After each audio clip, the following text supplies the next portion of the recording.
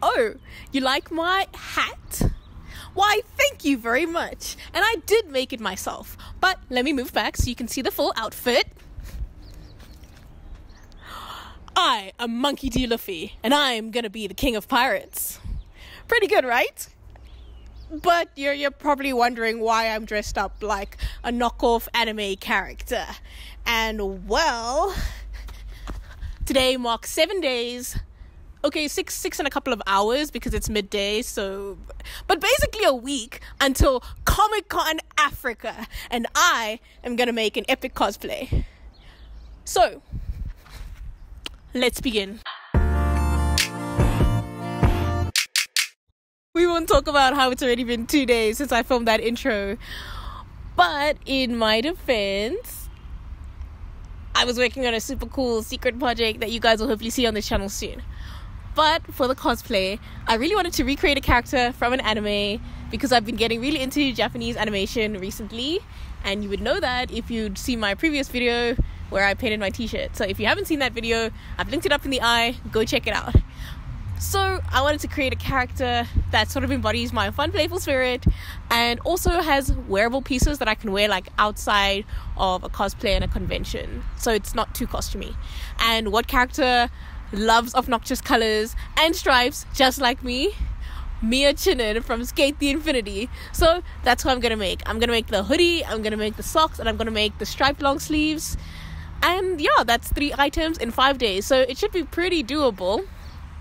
Except that I'm going to be making a whole jacket with wall pockets, which is really intimidating for me. So I decided to start from the bottom with the socks. I've got a couple of these from high school, and they're just ordinary plain blue, sort of mid-calf socks. So he's got like a rim of orange sort of on the band here, and then on the outer edge of the sock, a little cat. So I'm going to embroider that. My embroidery kit, which is like one of my favorite things that I have.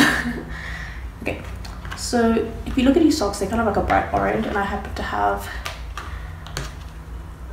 a decent amount of this orange. It's been a while since I last embroidered something, but I'm using one of my favorite stitches, which I like to call the discount satin stitch.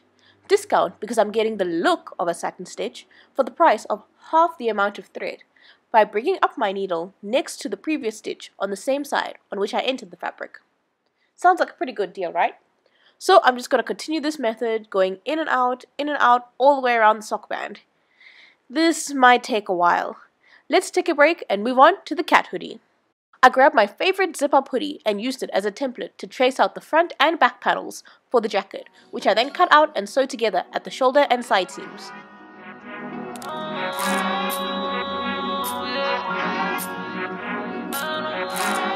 Why is there suddenly another shade of green?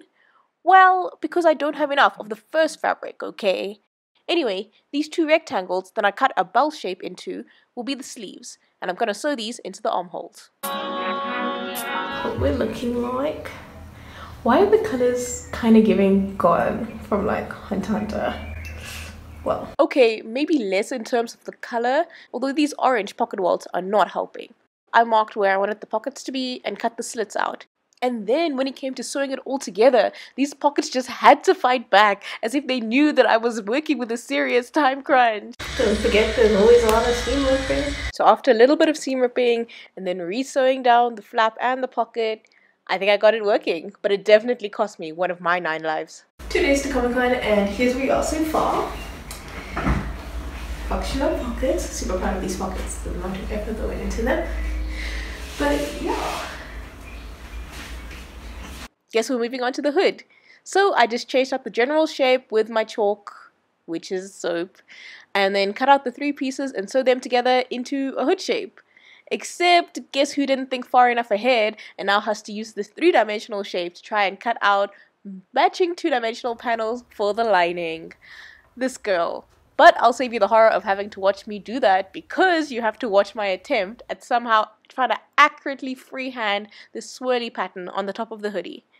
Did I get it?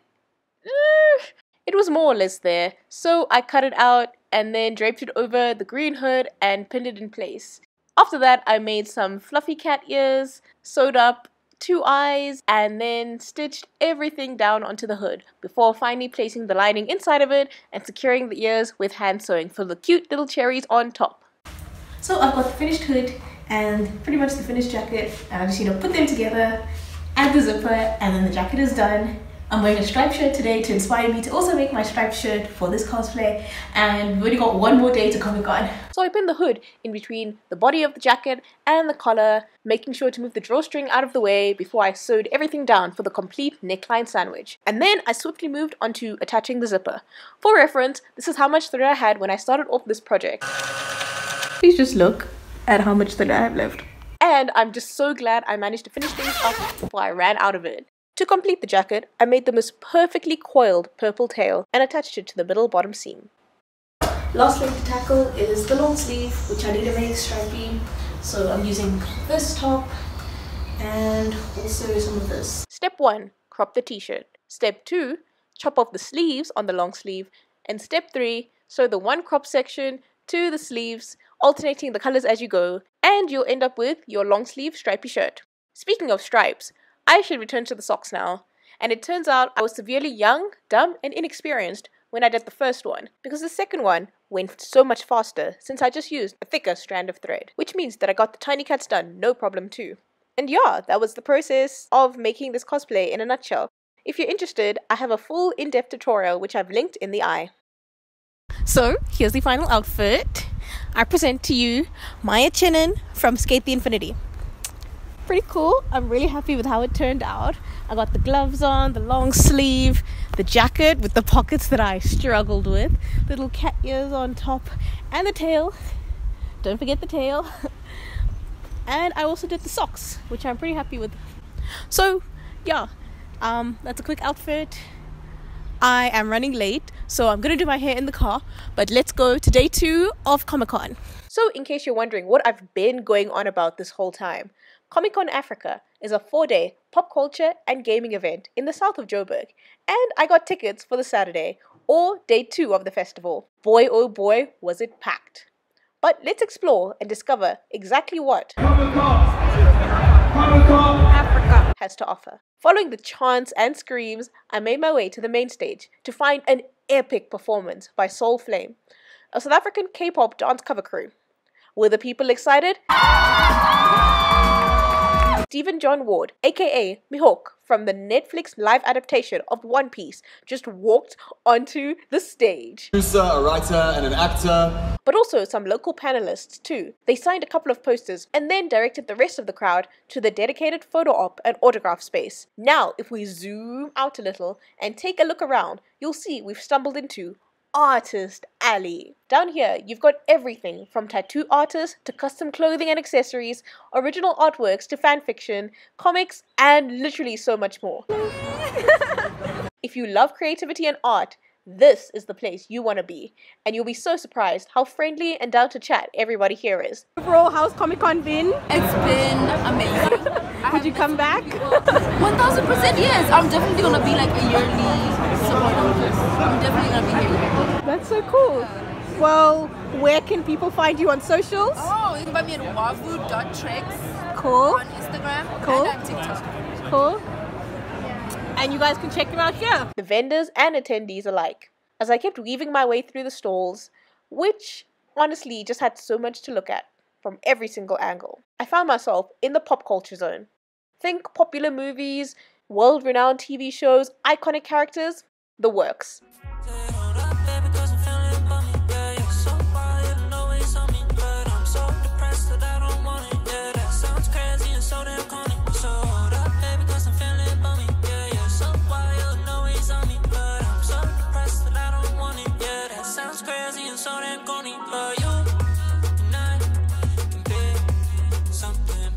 What's more, it's freaking amazing to see so many people walking around all dressed up as their favorite characters, and those brave enough showcasing their stunning outfits front and center. And do you want to tell the people who you're dressed up as? Yes, I'm Madoka Magica.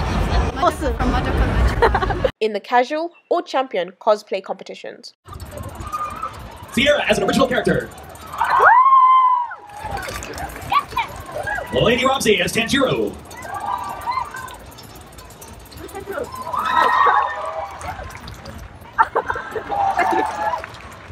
Joey Gecko as Ball's Evil Poison Ivy.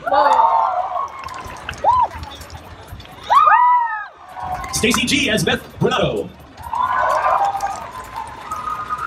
Margot as Ivor. Okay. Jinx as Jinx. Of course, I had to participate too. Tony from Skate the Infinity.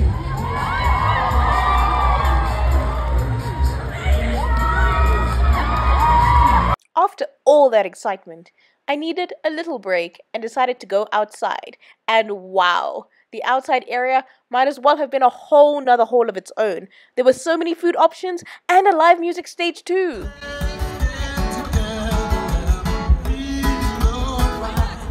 I just kept on walking and walking, and somehow I ended up in the gaming hall, which I hadn't even realized that I hadn't reached yet, which is just insane. Honestly, I didn't stay long here because arcade machines and tabletop missions are more my type of gaming. And also apparently this weird looking Nintendo thing. Back on the main stage, I caught up with two YouTubers known for their Japan-centric content. Hello everyone, I'm Joey, the anime man. This is Aki Dearest, my lovely girlfriend. Opinion is very important.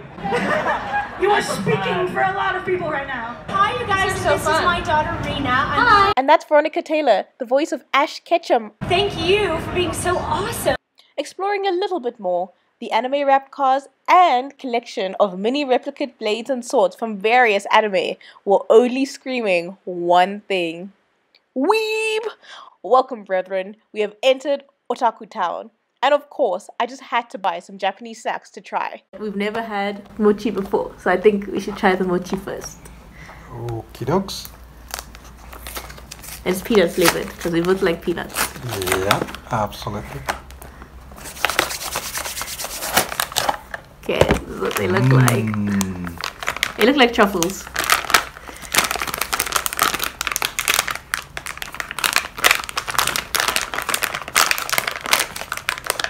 Super dad. I feel like I'm gonna open it and it's just gonna go all over the floor. Okay. Can smell the peanuts.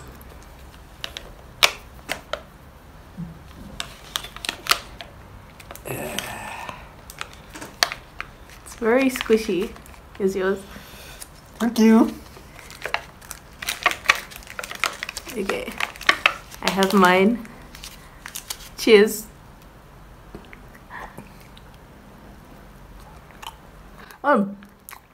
There's peanut butter in the middle. Very sweet. It's definitely acquired taste. I think it's nice. It's not bad. I think it's nice. But you know, because you've never tried it. I think it's nice. Will you eat it again? I don't want to do this. I don't want to do this. And I don't want to put it there, so I'll put it here. Okay. I think it's nice. Or maybe try a different flavor next time. It's not bad. I like it. I believe 60%. Okay, 6 out of 10. 6 out of 10. You can give it like a 7 out of 10. I think it's pretty good. Okay, and these.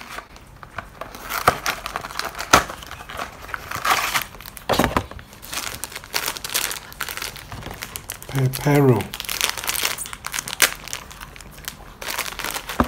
Take a stick.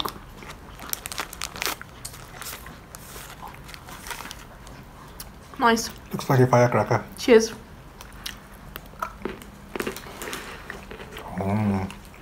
Pretty good. Pretty classic. Very good, yeah.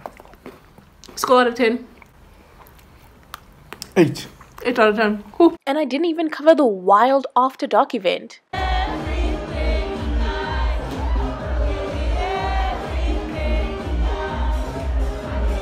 Cheers to my first anime and pop culture convention with my kawaii new mug. To all the amazing people I met, the panels and workshops, the fantastic array of stall displays, and the insane cosplays that inspired me to up my game. It was absolutely amazing. So, until the next one, keep it jazzy.